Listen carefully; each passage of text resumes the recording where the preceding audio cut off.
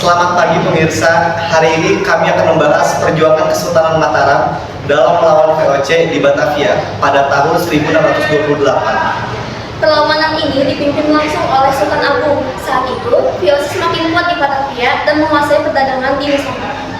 Untuk mengetahui jalannya serangan pertama, kita sudah bersama narasumber sejarah. Bagaimana awal mula serangan ini dilakukan? Pertamanya itu, Sultan Agung menyiapkan pasukan dalam jumlah besar untuk menyerang Batavia. Pasukan tersebut berasal dari berbagai daerah kekuasaan Mataram. Apakah persiapan perang dilakukan dalam waktu lama? Ya, Sultan Agung mempersiapkan persenjataan, bahan makanan, dan strategi penyerangan selama beberapa waktu karena perjalanan menuju Batavia sangat jauh. Siapa yang memimpin pasukan Mataram saat serangan pertama? Pasukan dipimpin oleh Tumenggung Bahu Rekso bersama beberapa panglima perang lainnya. Bagaimana perjalanan pasukan menuju Batavia? Perjalanan sangat berat, pasukan harus melewati hutan, sungai, rawa, dan daerah yang sulit dijangkau. Banyak prajurit kewalahan sebelum tiba di Batavia. Lalu, apa yang terjadi ketika pasukan Mataram tiba di Batavia?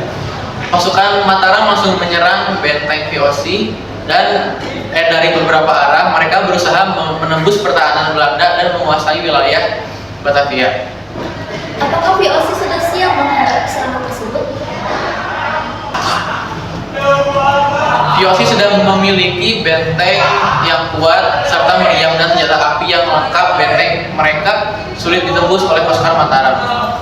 Bagaimana kondisi perang saat itu? Pertempuran berlangsung sangat sengit. Pasukan Mataram terus berusaha menyerang benteng VOC, sedangkan VOC membalas dengan tembakan meriam dan senjata api. Apakah pasukan Mataram sempat menguasai Batavia? Belum berhasil. Walaupun sempat memberikan tekanan besar kepada VOC, pasukan Mataram mengalami banyak kesulitan. Kesulitan seperti apa? Persediaan makanan mulai habis, banyak prajurit sakit akibat cuaca dan kelelahan, serta jalur pengiriman bantuan terganggu. Jadi, apa penyebab utama kegagalan serangan pertama? Penyebab utamanya adalah kurangnya persediaan logistik dan kuatnya pertahanan VOC di Batavia. Walaupun gagal, serangan pertama menunjukkan keberanian besar Kesultanan Mataram melawan VOC. Benar, Sultan Agung tidak menyerah dan segera menyiapkan serangan berikutnya. Setelah serangan pertama gagal, apakah Sultan Agung langsung menyerah? Enggak, karena Sultan Agung tetap bertekad mengusir VOC dari Batavia dan mulai menyusun strategi baru untuk serangan kedua pada tahun 1629. Apa yang dipersiapkan dalam serangan kedua? Pasukan Mataram membawa persediaan makanan lebih banyak dari menyiapkan strategi untuk melemahkan VOC dari dalam. Strategi seperti apa yang digunakan?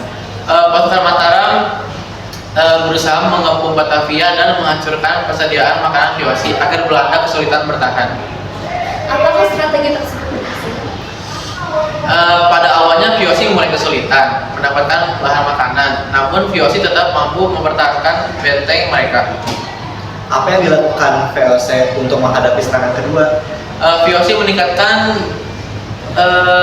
penjagaan benteng dan melakukan serangan balasan menggunakan meriam serta senjata api. Apakah pasukan Mataram kembali mengalami masalah logistik?